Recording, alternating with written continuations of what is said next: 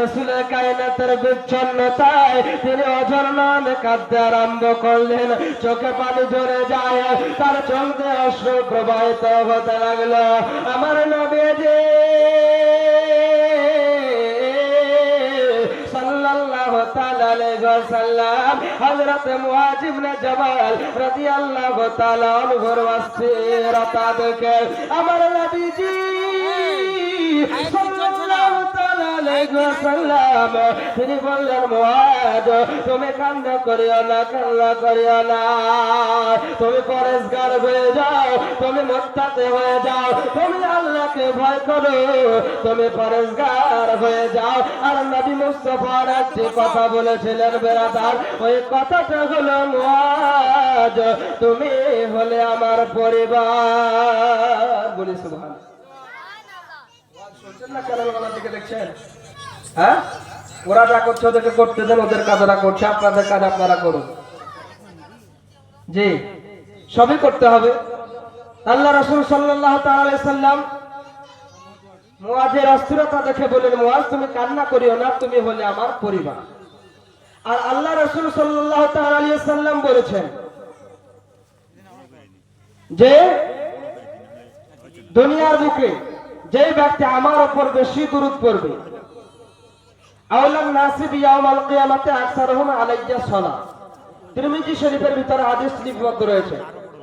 আল্লাহ রাসূল সাল্লাল্লাহু তাআলা আলাইহি সাল্লাম বলেছেন, যে ব্যক্তি দুনিয়াতে আমার প্রতি বেশি বেশি দরুদ পড়বে, কিয়ামতের দিনে ওই ব্যক্তি আমার নিকটে থাকবে। পড়ে সুবহানাল্লাহ। তা আল্লাহ রাসূল সাল্লাল্লাহু তাআলা আলাইহি সাল্লামের নিকটে থাকার উদ্দেশ্য হলো চাই যে ব্যক্তি নিকটে থাকলো মানে তার শাফাআত ওয়াজিব হয়ে গেল এবং জাহান্নামের আগুন তাকে ছুঁতে পারবে না। পড়ে সুবহানাল্লাহ। তো এখানে যে পরিবার বলেছে, নিকটে থাকার ফজিলত এতটা যে দরুদ দুনিয়াতে পড়লে আখিরাতে আল্লাহ রাসূল সাল্লাল্লাহু তাআলা আলাইহি সাল্লামের কাছে থাকবে। তো যে ব্যক্তিকে আল্লাহ নবী সাল্লাল্লাহু আলাইহি সাল্লাম পরেশগার হতে বললেন এবং বললেন, মুআয তুমি কান্নাকাটি করিও না, তুমি হলে আমার পরিবার। তাহলে যাকে পরিবার বললেন ওই ব্যক্তি জাহান্নামী হতে পারে, গুনাহগার হতে পারে? কখনো হতে পারে না মুসলমান। তো হযরত মুআয ইবনে জাবাল রাদিয়াল্লাহু তাআলা আনহুকে বললেন, তুমি হলে আমার পরিবার, তুমি কান্নাকাটি করিও না, তুমি ভয় করিও না, কেবল আল্লাহকে ভয় করো এবং পরেশগার হয়ে যাও। আল্লাহর নবী সাল্লাল্লাহু তাআলা আলাইহি সাল্লাম অনেক উপদেশ দিয়েছিলেন। তার মধ্যে প্রধান উপদেশ ছিল, হে মুআয তুমি পরেশগার হয়ে যাও, মুত্তাকি হয়ে যাও, তাকওয়া অবলম্বন করো, আল্লাহকে ভয় করো। কেননা আল্লাহ পাক রব্বুল আলামিনকে ভয় করলে কি হয়? আল্লাহ রব্বুল আলামিন বলেছেন, ফাইনাল্লাহা ইউহিব্বুল মুত্তাকিন, নিশ্চয় আল্লাহ পাক রব্বুল আলামিন মুত্তাকিনদেরকে ভালোবাসেন। পড়ি সুবহানাল্লাহ। ভাইরা আমার, বাবারা আমার, মা বোনেরা শুনুন গো, রাতের বেলা অনুরূপ ভাবে আল্লাহ রাসূল সাল্লাল্লাহু তাআলা আলাইহি সাল্লামের বিবি হযরত আয়েশা হুমায়রা রাদিয়াল্লাহু তাআলা আনহা বর্ণনা করছেন। আপনার বুখারী শরীফের মধ্যে এই হাদিসটি লিপিবদ্ধ রয়েছে। আল্লাহর নবী সাল্লাল্লাহু আলাইহি ওয়াসাল্লামের বিবি হযরত আয়েশা হুমায়রা রাদিয়াল্লাহু তাআলা আনহা বলছেন, একদা একদিন আমরা সকল বিবিগণ নবীর কাছে বসেছিলাম, নবীর আলোচনা শুনতেছিলাম। অবস্থায় হযরত ফাতেমা সাইয়্যিদাতুন নিসাউল আলামিন দুনিয়ার বুকে যত মহিলা রয়েছে সকল জান্নাতি রমণীদের সরদারিনী নবী নন্দিনী ফাতেমা রাদিয়াল্লাহু তাআলা আনহা গুটি গুটি পায় আমার নবী মুস্তাফা সাল্লাল্লাহু তাআলা আলাইহি ওয়াসাল্লামের দরবারে উপস্থিত। আমার নবীর বাড়িতে প্রবেশ করলেন। আমত অবস্থায় আল্লাহ রাসূল সাল্লাল্লাহু আলাইহি ওয়াসাল্লাম যে স্থানে বসেছিলেন ওই স্থান ছেড়ে দিয়ে দাঁড়িয়ে গেলেন। জোরে বলি সুবহানাল্লাহ। আমার দয়ার নবী সাল্লাল্লাহু তাআলা আলাইহি ওয়াসাল্লাম তিনি একজন বিখ্যাত নবী হওয়ার পরে হযরত ফাতেমা রাদিয়াল্লাহু তাআলা আনহার আগমনে আল্লাহর নবী আমার দাঁড়িয়ে গেলেন এবং দাঁড়িয়ে যাওয়ার পর হযরত ফাতেমা রাদিয়াল্লাহু তাআলা আনহার হাত ধরে তার হাতে চুমু দিয়ে দিলেন।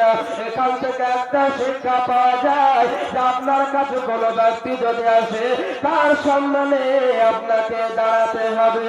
এমনকি আপনার ছেলে মেয়ে যদি আপনার বাড়িতে প্রবেশ করে আপনাকে তার সম্মানে দাঁড়াতে হবে। অনুরূপভাবে হযরত ফাতেমা রাদিয়াল্লাহু তাআলা আনহার বাড়িতে আমার রাসূল পাক সাল্লাল্লাহু তাআলা আলাইহি ওয়াসাল্লাম যখন যেতেন বাবা তখন নবী মুস্তাফার বেটি ফাতেমা রাদিয়াল্লাহু তাআলা আনহা তিনিও দাঁড়িয়ে যেতেন এবং নিজের স্থানে বসতে জায়গা দিতেন। ভাইরা আমার, মা বোনেরা শুনুন গো, আল্লাহ রাসূল সাল্লাল্লাহু তাআলা আলাইহি ওয়াসাল্লাম এবার হযরত ফাতেমা রাদিয়াল্লাহু তাআলা আনহার হাতে চুমা দিয়ে তিনি আপনার নিজের স্থানে জায়গা দিলেন। ভাইরা আমার, বাবারা, মিশকাত শরীফের মধ্যে আছে যে সম্মানিত ব্যক্তিদের জন্য কিয়াম আমাদেরকে করতে হবে, তাদের জন্য আমাদেরকে দাঁড়াতে হবে। হযরত ফাতেমা রাদিয়াল্লাহু তাআলা আনহা আমার নবী মুস্তাফা সাল্লাল্লাহু তাআলা আলাইহি ওয়াসাল্লামের ডানে অথবা বামে বসলেন বিরাদার, এবং বসার পরে আল্লাহর নবী সাল্লাল্লাহু আলাইহি ওয়াসাল্লাম হযরত ফাতেমা রাদিয়াল্লাহু তাআলা আনহার কানে কানে কি যেন বললেন। পড়ে সুবহানাল্লাহ। কানে কানে কি যেন বললেন। তো ভাইরা আমার, বাবারা, আওয়াজ হচ্ছে একটা কেমন আল্লাহর নবী সাল্লাল্লাহু তাআলা আলাইহি ওয়াসাল্লাম রাসূল পাক সাল্লাল্লাহু তাআলা আলাইহি ওয়াসাল্লাম আমার নবী মুস্তাফা তার বেটি হযরত ফাতেমার কানে কানে চুপি চুপি কি যেন বললেন বিরাদার। হযরত ফাতেমা রাদিয়াল্লাহু তাআলা আনহা নবী মুস্তাফার বিচ্ছন্নতায় নবী মুস্তাফার কথা শোনার পরে কাঁদতে আরম্ভ করলেন বিরাদার। কেঁদে যায়। এবার যখন ফাতেমা কাঁদতে লাগলেন বিরাদার, আবার আমার নবী মুস্তাফা হযরত ফাতেমা রাদিয়াল্লাহু তাআলা আনহার কানের কাছে আবার কি যেন চুপে চুপে বললেন, যাতে হযরত ফাতেমা রাদিয়াল্লাহু তাআলা আনহা হাসতে আরম্ভ করলেন। বিরাদার, সামাইল দর্শক বুজুর্গান দিন আমার, এবার কয়েকদিন যখন গুজরে গেল, কয়েকদিন অতিবাহিত হয়ে গেল, হযরত আয়েশা হুমায়রা রাদিয়াল্লাহু তাআলা আনহা তার বেটি হযরত ফাতেমা রাদিয়াল্লাহু তাআলা আনহাকে বলে, বেটি গো, ও আমার বেটি ফাতেমা, তুমি শোনো, সেদিন যেমন নবী মুস্তাফার কাছে ছিলাম আর সেদিন তুমি নবী মুস্তাফার কাছে এলে, তখন তোমার কানে কানে আমার নবী মুস্তাফা কি যেন বললেন, যাতে তুমি কান্না করতে লাগলে, আবার কি যেন বললেন, যাতে তুমি হাসতে লাগলে না। ফাতেমা বলো গো বেটি, তোমাকে সেদিন আমার নবী কি বলেছিলেন? কি বলেছিলেন? তো হযরত ফাতেমা রাদিয়াল্লাহু তাআলা আনহা বলছেন, মা, সেই দিন আমাকে নবী মুস্তাফা কি বলেছিলেন সেটা আমি আজ বলতে পারবো না। কেন? যে নবী মুস্তাফা দুনিয়াতে বা হায়াতে আছেন, এখনো ইন্তেকাল করেননি, পর্দা করেননি, আমি নবীর ওই গোপন তথ্য আমি ফাঁস করতে চাই। ভাইরা আমার, বাবারা, এবার ঘটনাক্রমে আমার আকা মুস্তাফা সাল্লাল্লাহু তাআলা আলাইহি ওয়াসাল্লামের যখন পর্দা হয়ে গেল, আমার নবী ইন্তেকাল করে গেলেন, তখন আমার নবী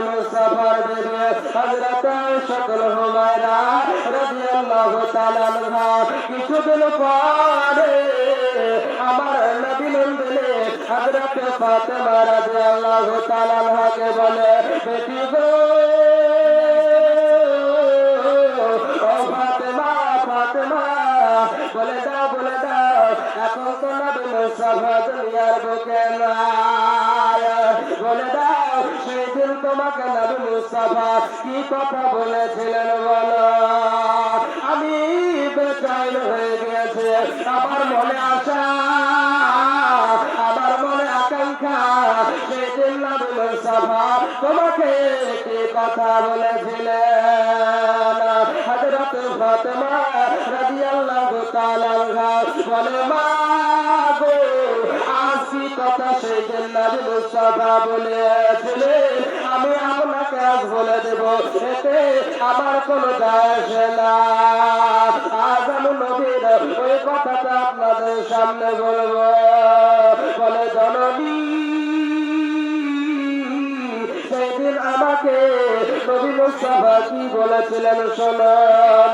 প্রথমবারে যখন আমার কানে কানে বলে, ফাতেমা শোনো শোনো, প্রতি বছর জিবরিল আমিন আলাইহিস সালাতু ওয়াত তাসলিম বছরে একবার করে কোরআন শরীফ অবতীর্ণ করে, কিন্তু ফাতেমা শোনে নাও আজকে এই বছর জিবরিল আমিন আলাইহিস সালাম আমার উপরে দুইবার কোরআন অবতীর্ণ করেছেন। জোরে বলি, আর একটু জোরে। নবী মুস্তাফা বললেন, শোনো গো আমার উপরে প্রতি বছর জিবরিল আমিন প্রতি বছর একবার করে কোরআন নাযিল করে, আমার কাছে প্রতি বছর একবার করে কোরআন শরীফ নিয়ে আসে, কিন্তু বেটি গো এই বছর আমার কাছে হযরত জিবরিল আমিন আলাইহিস সালাম দুইবার কোরআন নাযিল করেছেন।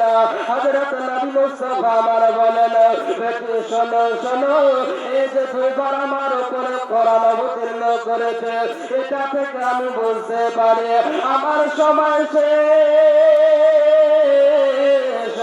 আমি হয়তো আর দুনিয়ায় থাকবো না, আমার ইন্তেকাল হয়ে যাবে। আল্লাহ আমাকে ইশারা করে দিয়েছে। তাই হযরত ফাতেমা রাদিয়াল্লাহু তাআলা আনহাকে বলেছিলেন, বেটি গো আমার ইন্তেকালের 6 মাস পরে তোমার ইন্তেকাল হবে। তাই নবী মুস্তাফা বললেন, ফাতেমা তুমি আল্লাহকে ভয় করো, তুমি পরহেজগারিতা হয়ে যাও, তুমি তাকওয়া অবলম্বন করো ফাতেমা। তাই আমার ফাতেমা রাদিয়াল্লাহু তাআলা আনহা বলে, জননী আমাকে যে নবী মুস্তাফা বললেন, বেটি গো আমার ইন্তেকাল হয়ে যাবে, এটা আমি ইশারা পেয়ে গিয়েছি। তাই আমি ফাতেমা জানতাম যে আমাকে নবী বলেছিলেন, বেটি আমার ইন্তেকালে 6 মাস পরে তোমার ইন্তেকাল হবে। তাই আমি ফাতেমা আর থাকতে না পেরে আমি কাঁদতে লেগেছিলাম। হযরত আয়েশা হুমায়রা রাদিয়াল্লাহু তাআলা আনহা বলে, বেটি গো বেটি আমি তো তোমার কান্নার কারণটা জানতে পারলাম, কিন্তু বেটি তুমি যে তারপরে পরে হাসতে লাগলে সে হাসার কারণটা তো আমি বুঝতে পারলাম না। তুমি হাসার উৎসটা বলো, হাসার কারণটা আমাকে বলো। হযরত ফাতেমা রাদিয়াল্লাহু তাআলা আনহা বলছেন, মা আমার হাসার কারণ শুনুন। আমাকে যে আল্লাহ বললেন, আল্লাহর নবী বললেন যে আমার ইন্তেকাল হয়ে যেতে পারে, তা আমার ইন্তেকালে 6 মাস পর তোমার ইন্তেকাল হবে, অতএব তুমি আল্লাহকে ভয় করো, তুমি পরহেজগারিতা অবলম্বন করো। ভাইরা আমার, মা বোনেরা, হযরত ফাতেমা রাদিয়াল্লাহু তাআলা আনহা বলে, মা আমি যখন কান্না করতে লাগলাম, আমার বাবা হুজুর নবী মুস্তাফা সাল্লাল্লাহু আলাইহি ওয়াসাল্লাম আমার সিরাতা দেখে তিনি আমাকে বললেন, ফাতেমা শোনো শোনো, তুমি কি আল্লাহর উপরে রাজি হবে না? তুমি কি আল্লাহর উপরে খুশি হবে না? বলে, শোনো ফাতেমা, তোমাকে আল্লাহ রাব্বুল আলামিন পুরো জগতে সারা পৃথিবীর মহিলাদের সর্দারিনী করেছেন, জান্নাতের রমণীদের সর্দারিনী তোমাকে আল্লাহ করেছেন, তুমি কি এতে খুশি হবে না? হযরত ফাতেমা রাদিয়াল্লাহু তাআলা আনহা তখন বললেন যে আমি আল্লাহর উপর খুশি হয়ে, আল্লাহর উপর সন্তুষ্ট হয়ে আমি হাসতে আরম্ভ করেছিলাম। ভাইয়েরা আমার, বাবারা আমার, সোনা মানিকেরা, এখনো কি আপনারা বাড়িতে বসে থাকবেন গো? এত ভয়াবহতার কথা আপনাদের সামনে বলছে গো বিরাদার, আল্লাহর নবী তিনি তো একজন নবী গো বিরাদার, তারপরে মৌতকে কতটা ভয় করেছেন। জান্নাতের রমণীদের সর্দারিনী হযরত ফাতেমা রাদিয়াল্লাহু তাআলা আনহা সারা রাত ধরে আল্লাহর ইবাদতে কাটিয়ে দিত বিরাদার, তাদের তো কোনো গুনাহ নাই, সে তো আপনার জান্নাতের রমণীদের সর্দারিনী। তারপরে বিরাদার আল্লাহ রাসূল সাল্লাল্লাহু আলাইহি ওয়াসাল্লামের বেটি সারা রাত ধরে আল্লাহ রাব্বুল আলামিনের ইবাদত করেছেন এবং আল্লাহর নবী সাল্লাল্লাহু আলাইহি ওয়াসাল্লামের খেদমত করেছেন বিরাদার। যে ব্যক্তি আপনার ধার দেবে ওই ব্যক্তি বলতে আপনার শোনো গো, তোমাকে যে আমি ধার দেব, এখানে তো কোনো মানুষ নাই, এখানে লোক নাই, তোমাকে ধার দেব অবশ্যই, তুমি একটা সাক্ষী নিয়ে এসো। ওই ব্যক্তি বলতে আছেন, কাফা বিল্লাহি শাহিদা, আমার জন্য সাক্ষীদাতা হলো আল্লাহ। জোরে বলি, আমার সাক্ষীদাতা আল্লাহ, আমার ভরসা কে হলো আল্লাহ। তুমি আল্লাহর উপর ভরসা করে টাকা দাও। ওই ব্যক্তি আবার পুনরায় বলল বিরাদার যে তুমি জামানতদার নিয়ে এসো। ওই ব্যক্তি বলল আল্লাহ, আবার বলল উকিল নিয়ে এসো। ওই ব্যক্তি বলল আল্লাহ, এবার আল্লাহর উপরে সবকিছু অর্পিত করে দিল বিরাদার। ওই ব্যক্তি আপনার তার উপর রাজি হয়ে তার উপর বিশ্বাস স্থাপন করে 1000 দিনার তার হাতে দিয়ে দিল। ভাইরা আমার, মা বোনেরা, ওই 1000 দিনার নিয়ে সে সামুদ্রিক যাত্রা করলো বিরাদার। এবার সমুদ্র ভ্রমণ করে ওই পারে গিয়ে ব্যবসা বাণিজ্য করলো বিরাদার। ব্যবসা বাণিজ্য করে যখন তার সময় অতিবাহিত হয়ে গেল, বাড়ির দিকে প্রত্যাবর্তন করবে, তার কথাটা দিয়েছিল তাকে যে 1 মাস পর তাকে টাকাটা পরিশোধ করে দেব। এই চিন্তা ভাবনা নিয়ে, এই পরিকল্পনা নিয়ে বিরাদার সে সমুদ্রের কিনারায় দাঁড়িয়ে আছে। কোন নৌকার পায় না, কোন নৌকা তার কাছে আসে না বিরাদার। সে টাকাটা তার কাছে কিভাবে পৌঁছাবে, কিভাবে পৌঁছাবে, এই অনুভব না নিয়ে, এই চিন্তাধারা নিয়ে ওই পারে আপনার সমুদ্রের পারে বসে থেকে গেল। সে নৌকা পেল না। নৌকা যখন পেল না, তখন একটা গাছের ডাল কেটে, একটা গাছের টুকরা কেটে ওই গাছের টুকরায় ছিদ্র করলো। ছিদ্র করার পরে ওই ছিদ্রতে 1000 দিনার ঢুকিয়ে দিল, আর একটা চিঠি লিখে ওই ছিদ্রটা বন্ধ করে দিয়ে সমুদ্রের ভিতরে চালিয়ে দিল। আর বলল, মওলা গো,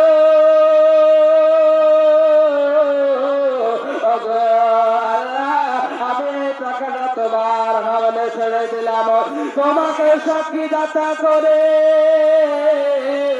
আমি তার কাছ কাছ থেকে টাকা নিয়েছিলাম, ঋণ নিয়েছিলাম, তোমাকে সাক্ষী করে আমি এই টাকাটা তাকে দেওয়ার জন্য সমুদ্রে দিয়ে দিলাম। তোমার দায়িত্ব হলো তার কাছে পৌঁছে দেওয়া। বলি সুবহানাল্লাহ। ভাইরা আমার, মা বোনেরা, এবার ওই কাঠের টুকরাটা, ওই কাঠের টুকরাটা সমুদ্রে চালিয়ে দিল বিরাদার। আর যে ব্যক্তি ঋণ দিয়েছিল, ধার দিয়েছিল, ওই ব্যক্তি সমুদ্রের কিনারায় এসে দাঁড়িয়ে আছে। কখন ওই ব্যক্তি আসবে, আমি আমার টাকাটা নিব। এই বলে সন্ধ্যা লেগে যায়, সূর্য অস্তমিত হয়ে যায় বিরাদার, তাও ওই ব্যক্তির পাত্তা পাওয়া যায় না। পরিশেষে ব্যক্তি মনে মনে চিন্তা করলো, আমাকে তো টাকা ধার নিয়েছিল, দিতে এলো না, কমসে কম যে কাঠের টুকরাটা আমার কাছে ভাসতে ভাসতে এলো, ওই কাঠের টুকরাটা, গাছের টুকরাটা নিয়ে আমি বাড়ি যাব, আমার জ্বালানির কাজ হবে। এই চিন্তাধারা নিয়ে সে গাছের টুকরাটাকে কাঁধে করে নিয়ে সে বাড়ি চলে গেল বেড়াদার। আর বাড়ি গিয়ে সে একটা কুড়ুলি দিয়ে ওই গাছের টুকরাটা যখন বিখণ্ডিত করলো, তো সুবহানাল্লাহ, দেখা গেল ওই গাছের টুকরাতে যে ব্যক্তি 1000 দিনার ঢুকিয়ে দিয়েছিল, ওই 1000 দিনার ভরা আছে। ওই ব্যক্তি মনে মনে ভাবলো,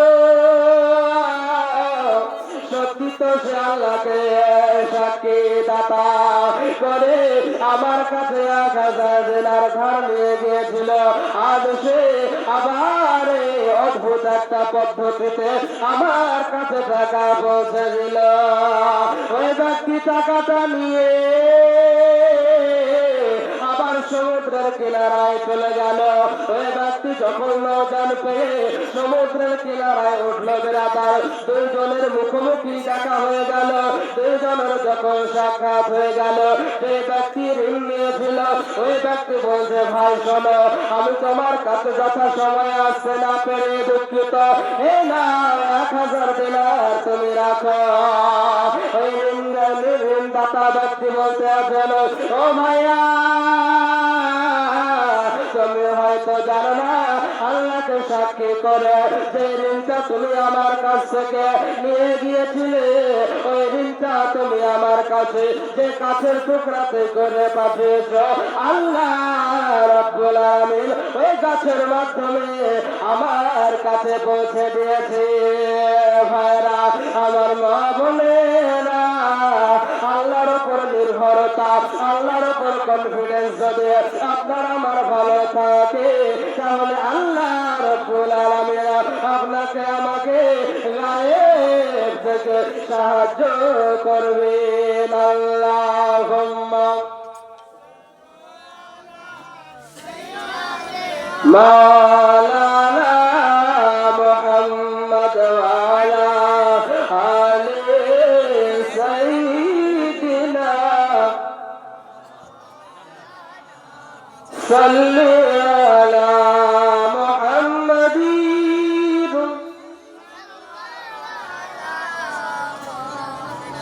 हर दम ज़ाबा से निकालो, हर दम ज़ाबा से निकालो, नूर अला नूर, नूर अला नूर। मोहब्बत बोली सुभान अल्लाह।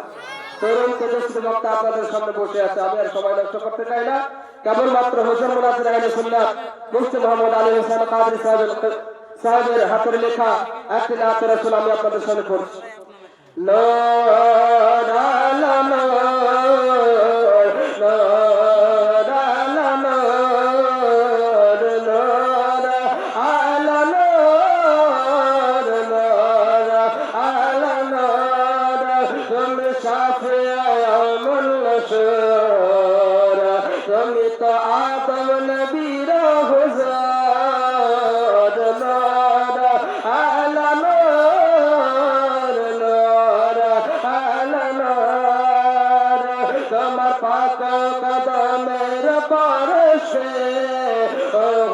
পাগল খুশিতে ঝুমে ওঠে মোহাম্মদ বলে সুবহানাল্লাহ তোমার পাক কদমের পরশে ওহর পাহাড় খুশিতে ঝুমে ওঠে স্বপ্নে বুকে রাখো কদম স্বপ্নে বুকে রাখো কদম পাক শুরু নূর আলা নূর নূর আলা নূর নূর আলা নূর নূর আলা নূর তোর পাহাড় গেলেন মুসা নবী আমাদের নবী লামাকাতে ধরে আমার হুজুর মুরাদের আহলে সুন্নাত মুফতি মুহাম্মদ আলী ইসলাম কাদের সাহেব কবিলা এত সুন্দর সুন্দর নাচ লিখেছেন হুজুরের নাচ লেখা 200 এর অধিক আছে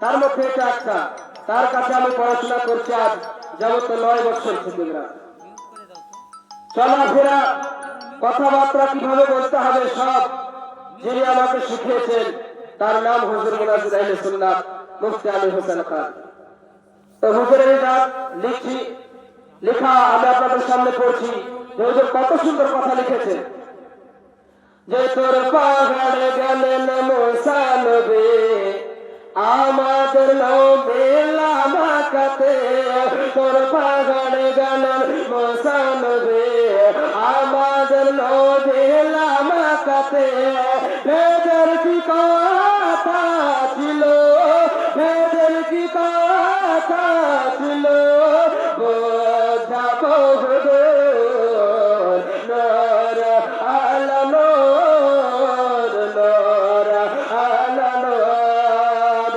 মদর নবী শুয়ে দোলনাতে আঙ্গুল ফাতেন তিনি যেদিকে জরমানে মদর নবী শুয়ে দোলনাতে আঙ্গুল ফাতেন তিনি যেদিকে চন্দ্র ঝুঁকে ঝুঁকে নবীকে চন্দ্র ঝুঁকে ঝুঁকে নবীকে তো সুর নূর আলা নূর নূর আলা নূর আদেল তোমার গুনাহের ঝুলি যদি তুমি করতে খালি আদেল তোমার গুনাহের ঝুলি যদি তুমি করতে খালি তওবা করো মুসিলা তওবা করো মুসিলা নবী পড়লো নূর আলা নূর নূর আলা নূর বলা ভাষার মধ্যে যদি হয়ে থাকে ভুল ত্রুটি আমি ক্ষমা প্রার্থী হাদিস ও কোরআন থেকে ভুল হয়ে থাকলে আল্লাহ তাআলার ক্ষমা প্রার্থী আস্তাগফিরুল্লাহ রাব্বি মিন কুল্লি যামবি ওয়া আতুবু ইলাইহি লা ইলাহা ইল্লাল্লাহু মুহাম্মাদুর রাসূলুল্লাহ সাল্লাল্লাহু তাআলা আলাইহি ওয়াসাল্লাম ওয়া আখিরু দাওয়ানা আলহামদুলিল্লাহি রাব্বিল আলামিন আসসালামু আলাইকুম ওয়া রাহমাতুল্লাহি ওয়া বারাকাতুহু।